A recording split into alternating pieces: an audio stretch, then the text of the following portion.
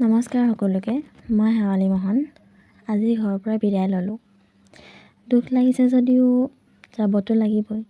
মই ঘনে ঘনে আহি থাকোঁ, 2 সপ্তাহ 3 সপ্তাহৰ মূৰত আহি থাকোঁ, তথাপিও হেঁপাহ নপলায়। থাকি যে ইমান ভাল লাগে। নিজৰ ঘৰ সদায় নিজৰ। ওলালোঁ সাজি-কাচি, মাহঁতক বিদায় বুলি কৈ ওলাই আহিলোঁ। এতিয়া ঘৰ পালোহি। বাইকৰ পৰা নামি এডোখৰ খোজকাঢ়িয়ে গৈছোঁ। এতিয়া বিদায়।